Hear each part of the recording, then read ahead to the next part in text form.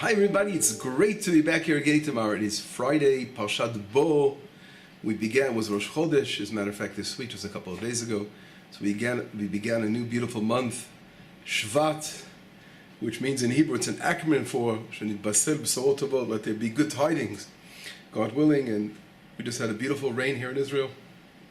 As a matter of fact, the rains have been picking up a little bit. And this week we're expecting another big storm coming into the land. So just keep praying, Bezrat Hashem. Let our reservoirs and water holes and the Kinneret and all our water sources and reservoirs, let them fill up completely. And let Israel be blessed with bounty. And the water is so dear to us and so important. This week's portion, I'd like to quickly give a sort of a synopsis, a quick review over the 10 plagues and connect it, with the finale as we finish this week's portion. And I heard a very interesting comparison by a rabbi called Rav Castiel, who sort of brought together between the modern times, he sort of related to the Holocaust, what happened in Egypt. And these things, it's known that there are very tremendous parallels and similarities. I'd like to try to bring out some of these points, but we'll see how things go. So if we look in the beginning, as the plagues began, it's very, very difficult to understand when you think about it. Egypt at that time was the world power, was the world empire of Kalkala, as we say, tremendous farming along the Nile River. In other words, they had a lot of bounty, agricultural bounty, food. That's where, of course, the family of Jacob had to go because they had to find food. So we know that going down to Egypt they were always blessed because of the Nile. They were a country of culture and developed many different areas. And it's so difficult to understand, but this is part of the whole scenario and situation we see when they enslaved the people of Israel, and they were taking babies. And literally, sometimes it's hard for us to try even imagine or fathom the descriptions in the Bible when it mentions something in a very, very quick, with a verse or two, a quick passing over an idea of what happened. Sometimes we don't internalize it enough. But when you think about it, these Egyptians were taking Jewish babies and casting them into the Nile River.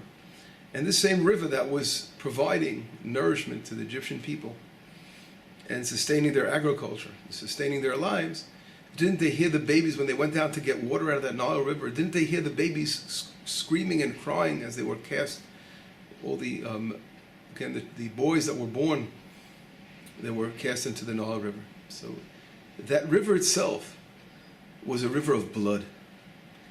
And that's really, as we say in Hebrew, is a concept called midah keneged midah, measure for measure.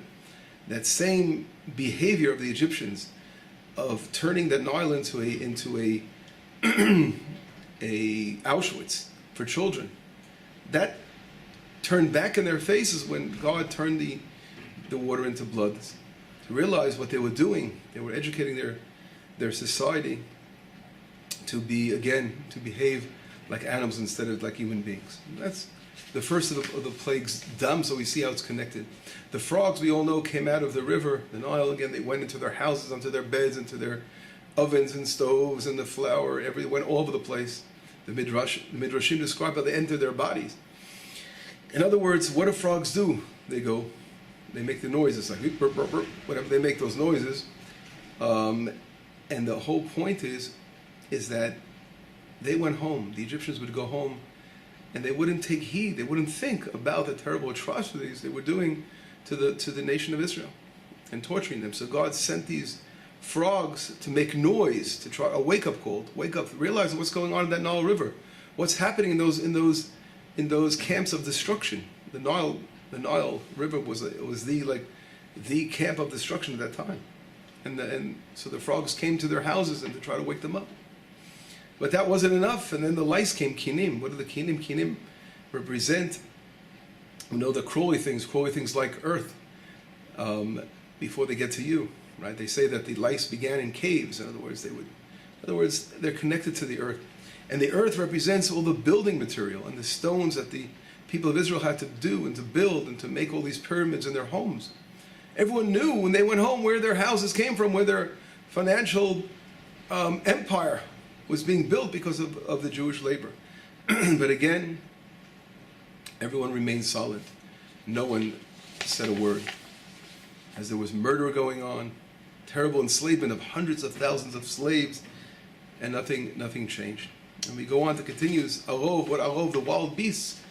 The wild beasts came upon them when they were behaving like wild beasts, losing complete, again, humanity, not thinking about what's happening to their fellow human being. If we go on, the same thing, Devel. Devel was a plague that struck all their animals. In other words, when they couldn't take responsibility of one human over the next, then their own livestock, all their property, the livestock was being hit completely as well. Shchin are the boils that came upon them. We know how the boils came. The boils came as Moshe Rabbeinu and Aaron, they threw up the piach HaKivshan, they threw up the, from the stove, they took ashes out of the stove and they threw it up to the heavens. In other words, those who are not listening to the heavens, and they remind us what those ashes are all about. They remind me of the crematoriums in Auschwitz. And these ashes they went up to the heavens and they came down to try to, again, punishing the Egyptians for not waking up and realizing, what they were doing to another nation, how genocide and enslavement of another nation. Go on to Barad. Barad comes around, they said there were kolot, there were sounds of heaven, a nation that wasn't listening to the call of God, wasn't listening to the words of God.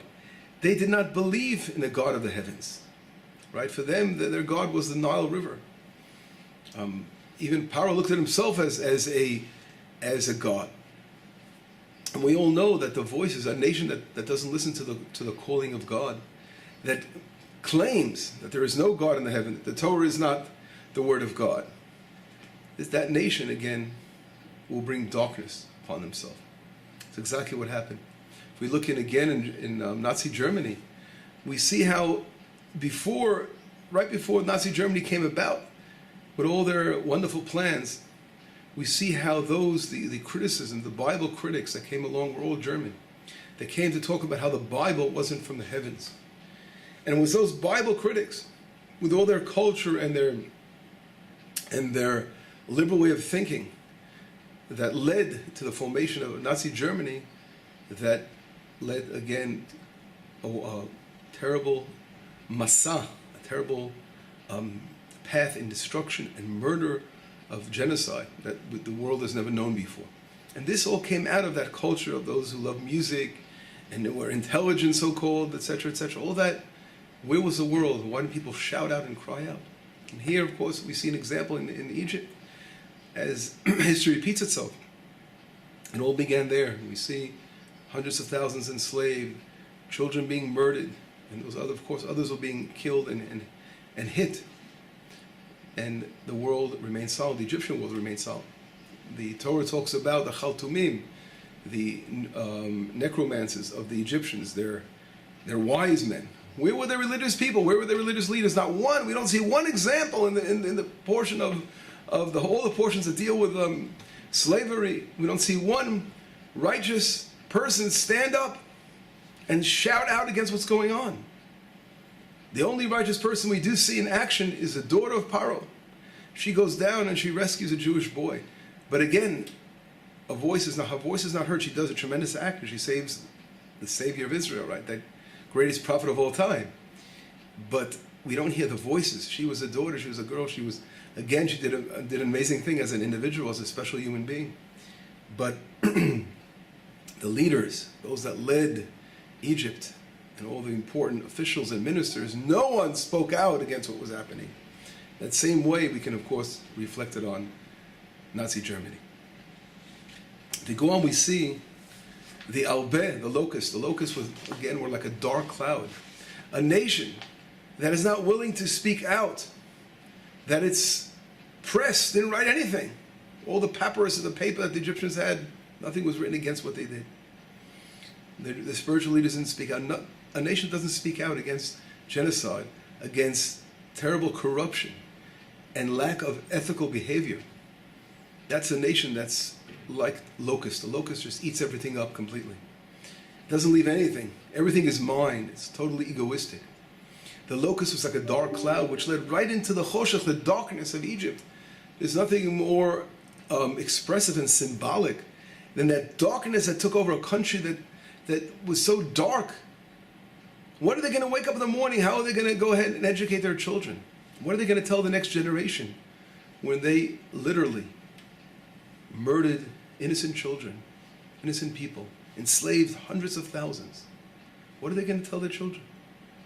And exactly the next plague is the plague of the firstborn. In other words, the children, the firstborn is the head of the house of the child, that you look forward to educate and teach your children goodness in the world, light in the world. But instead, the Egyptians were all about darkness. This wonderful empire, in quotes, of course, of supposed to be educated.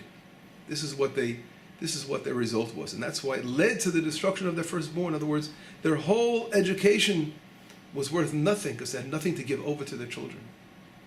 And here we see the exact opposite in relation to Israel. Israel comes along, and that great night that God took us out of Egypt, which we read about, of course, in this week's portion of Bo, we read about the Leil HaSeder, the special Seder, Pesach, the Passover holiday, which is all about what, my friends? It's all about education. In other words, everything about the holiday of Passover is how do we pass over to our children something else? What message are we going to give to our children? And that's the beautiful message of light. In all the house of Israel, there was light in their dwellings, as opposed to the Egyptians. In other words, Israel, who follows a code of a Torah, a codified Torah by God himself, that bears the tremendous ethical foundations of the universe and everything else in the universe. That code must be brought out, it must be taught to others, to your children. And that's exactly what we do. What do we do on the Seder? Seder means Haggadah. Haggadah means to tell. We tell our children the story of Passover, how we left Egypt. We tell them what it is to be a light to others and how to help others. That is what our rabbis teach us. The Zohar Kadosh says Pesach is when that the mouth was redeemed. The peh, Pesach, the peh can now speak. Paro, what means evil mouth, evil peh. In other words, everything about him was evil. And now that we are redeemed, our light can come out, we can talk. That's the Aseret HaDibrot, the 10 Commandments, receive Torah. Now we can speak truth and speak beauty, the beauty of God. Our mouths are redeemed. We can tell our children, we can educate. The whole story of Passover is educating the next generation. That's why we're focused so much. Anyone who knows what our customs are as Jews on the Passover night, how we sit with our children, we ask them questions, and we do everything to make them interested because we want to tell them the story of what it's all about, to be a nation of light and to be able to bring a message that we can pass on to our children with pride and happiness, and that will go on forever for eternity. We can't understand, of course, the workings of God, how God decided to let the nation of Israel be born through such a terrible enslavement and that difficult challenges we've been through. But that's a cheshbon, that's God's accounting and why. And one way is perhaps to show that contrast of what light and darkness is all about. And sure, it's part of it. But we can't understand God's workings in the world. But out of that terrible darkness came the light of Israel. And we have to focus on our, as a people of Israel, on our message as a nation, how we bear the Shekhinah, the divine presence, and we carry God's name. And we will show the world what it is to educate for goodness and love for humanity. Shabbat Shalom.